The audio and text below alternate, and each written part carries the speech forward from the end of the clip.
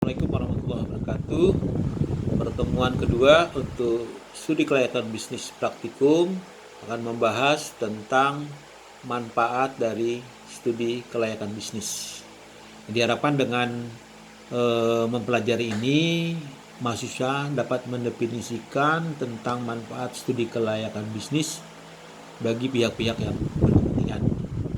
Nah, pokok bahasannya adalah mengenai manfaat dari studi kelayakan bisnis bagi pihak yang berkepentingan.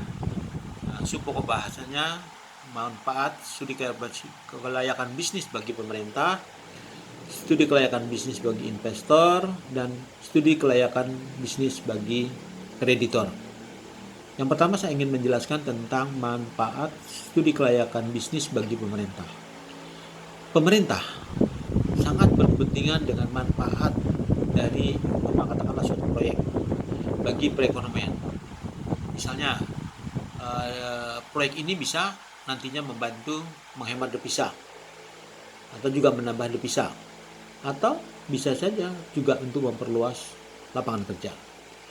Nah, manfaat tersebut ini terutama dikaitkan dengan program yang sedang dilakukan oleh pemerintah.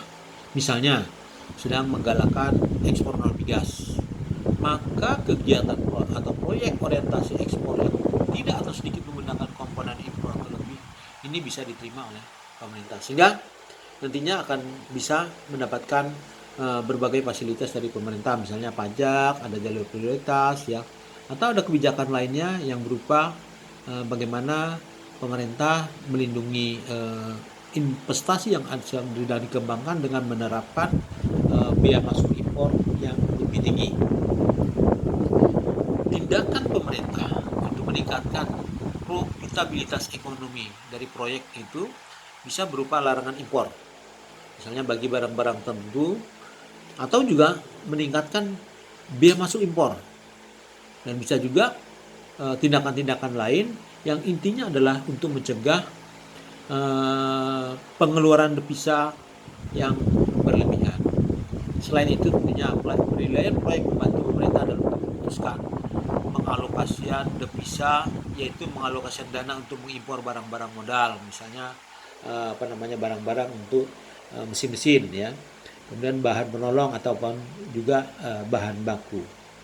Nah, bagi investor, manfaat dari studi kelayakan bisnis adalah biasanya investor ini adalah merupakan orang atau lembaga yang memiliki dana dan menanamkan secara langsung dalam suatu proyek investasi. Nah, dia berharap bahwa dengan adanya investasi tersebut dia bisa mendapatkan keuntungan ya.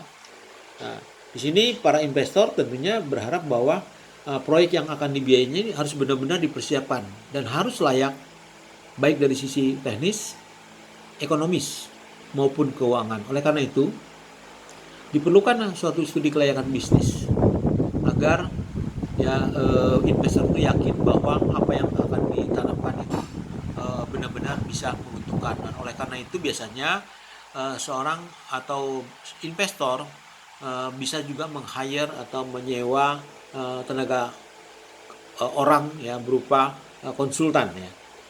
Nah, sehingga biasanya konsultan ini nanti akan memberikan pertimbangan-pertimbangan apakah studi kelayakan bisnis yang dilakukan oleh konsultan tersebut bisa memberikan suatu pandangan di mana investor akan memutuskan ikut tidaknya dalam suatu proyek atau kegiatan. Nah, yang ketiga adalah manfaat bagi kreditor. Nah, kreditor ini memerlukan studi kelayakan bisnis karena harus menilai prospek dari proyek guna untuk menentukan apakah memberikan pinjaman dalam kaitan dengan pembiayaan yang diajukan oleh perusahaan atau bisnis tersebut. Nah, di dalam level internasional ada Bank Dunia yang memberikan pinjaman. Nah, tentunya penilaian ini diperlukan karena apakah yang investasi yang akan dibiayai ini ya, atau diberi pinjaman ini layak untuk diberikan pinjaman oleh kreditor. Nah, kemudian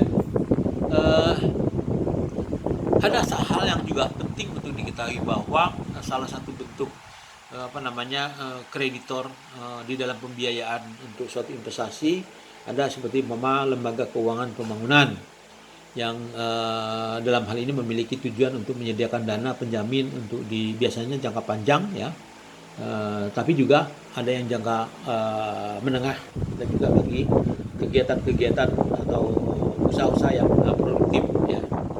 Nah, sebagai rangkuman, yang pertama adalah penilaian proyek oleh suatu lembaga atau perseorangan, yaitu pihak-pihak yang berkepentingan ternyata memiliki tujuan dan alasan yang berbeda. Pihak yang berkepentingan dalam hal ini bisa dikelompokkan dalam tadi 3, ada investor, ada kreditor, dan ada pemerintah.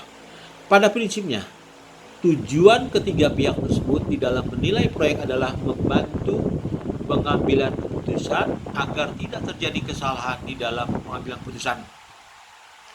Apakah proyek ini nanti akan bermasalah atau tidak, apakah menguntungkan atau tidak ya.